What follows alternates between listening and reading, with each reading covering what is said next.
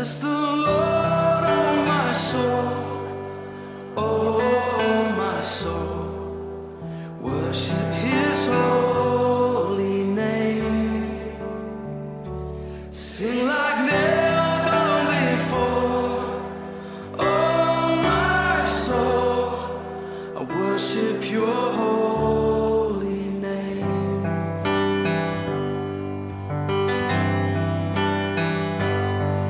The sun comes up, it's a new day dawning. It's time to sing your song again. Whatever may pass and whatever lies before me, let me be singing when the evening comes. Bless the Lord, oh my soul, oh my soul, worship his holy name. Sing like never before, oh my soul, I worship your holy name.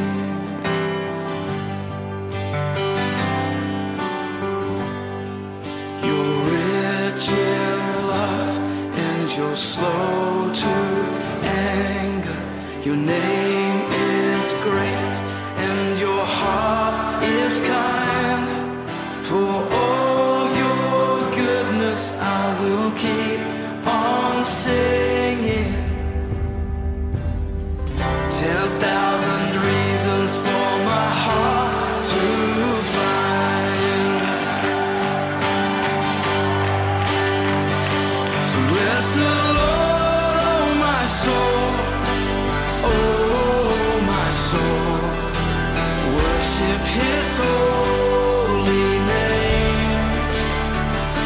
Sing like never before, oh my soul, I worship your holy name. Bless you, Lord.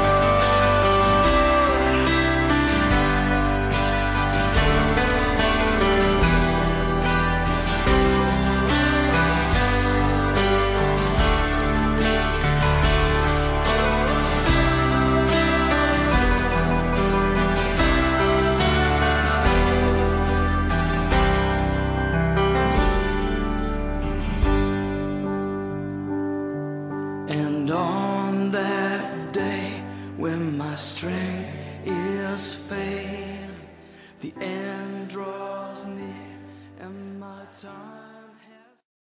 Morning with it, and we try to get people in touch with their resources. We try to look around and say, what is it that we can do that will be able to help people out?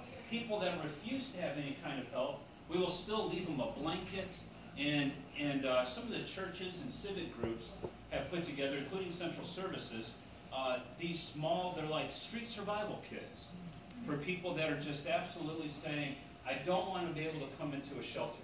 And so this year, we were out and we were doing that, and because we've been doing this for several years in a row, we had the opportunity, I feel like, to interact with more people and have very meaningful kind of conversations.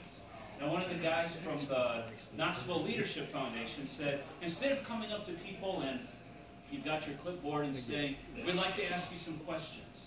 He said he felt like it'd be better, and he was right, if we had come up to people and we would say, tell us your story. What's going on? And what we found out is that people really did want to be able to tell their stories. They wanted to talk about what was happening in their life, and as we would listen to the stories, we would be able to collect all of the data that we needed when we would get back to the vehicle. But at the same time, it really helped us to be able to see what's going on right here in our own hometown. Because many times we'll walk by somebody and we won't realize that they're homeless. We won't realize that there is need and there's something that we can do to be able to meet that need. One of the things I was surprised at, I've made lots of jokes and things about don't go into Walmart at midnight. That's when all the crazies come out. People in their pajamas and their hair up in rollers and all these crazy things. Oh, is that a joke? shopping. And we were at Walmart, and what I found out was that in the parking lot there are people that are trying to stay clear of the police officers that are living in their vehicles right there in the Walmart parking lot. Our Walmart's right here, right where we go on a regular basis. Well, we were there, and we had just talked to different people that two different guys were living in pickup trucks. There was somebody else that was living in a van.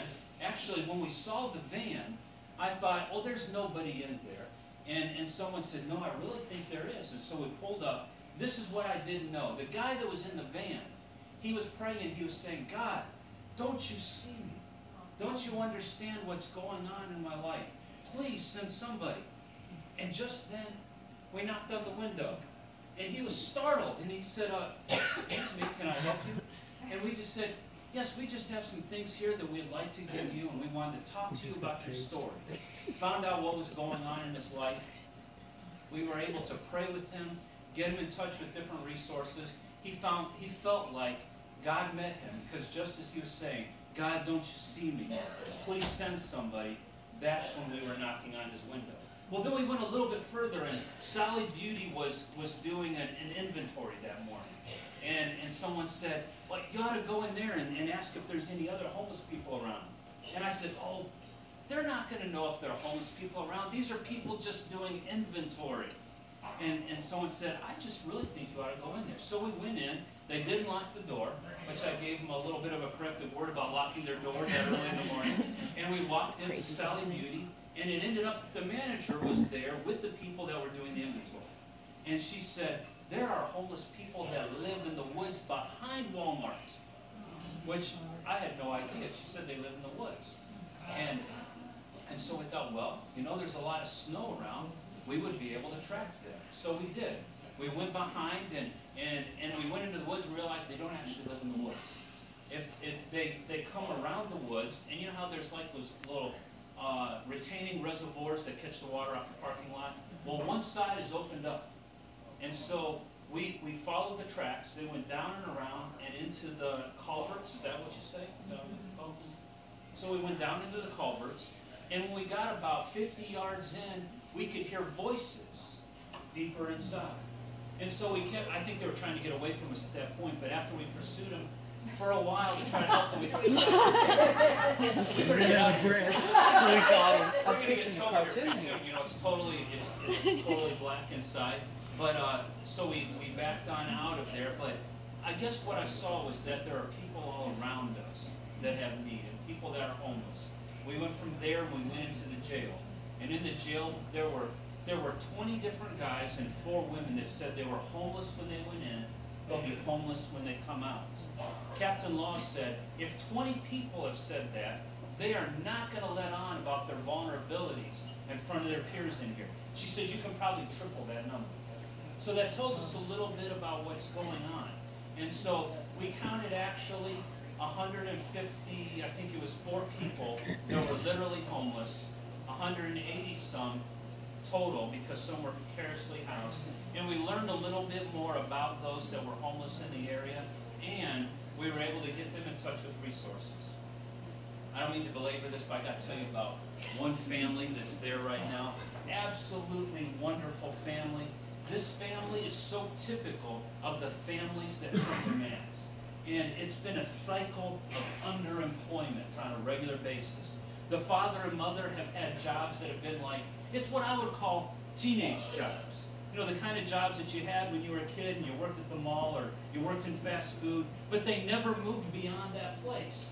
And they got married and they had kids, and they're still working 2 and 3 jobs each that are those kind of jobs, minimum wage jobs. It's really hard to take care of a family on 2 or 3 minimum wage jobs. But once you've got into that cycle, who's going to hire you for something more?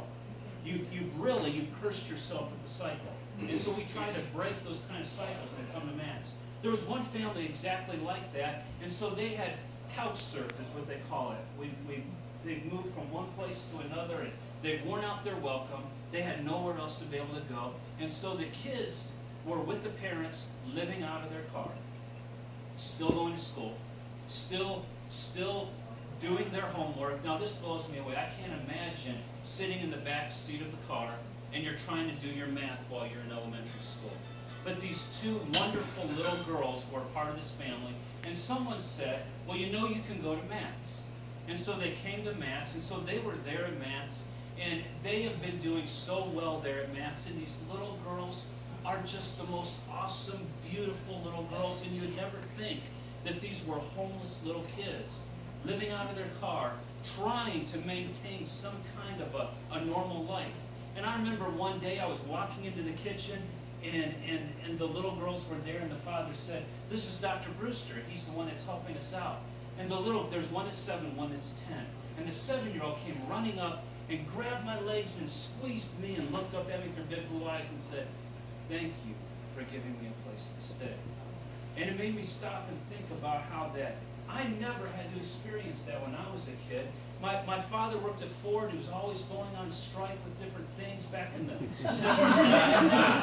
You know what? We always had potato soup.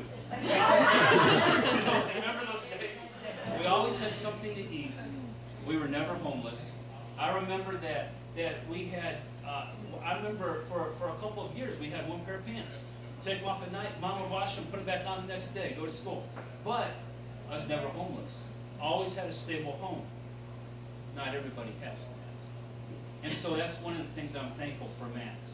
Matt's has been around for 29 years. I have only been there for 7.5 years. But wonderful things have been happening there for a long time.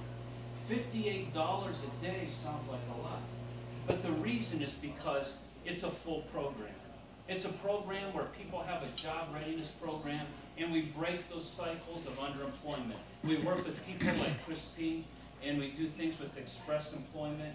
We will do things that involve life controlling problems and how to be able to break those things. And we see good things happening in their lives. And that's why it costs a little bit more. But when people leave Matt's, they've left with something. It's not just a matter of giving them a place to stay. And so you're helping out tonight, even as you participate in this dinner. And I want to say thank you to everybody. And thanks for giving me this opportunity to talk to you.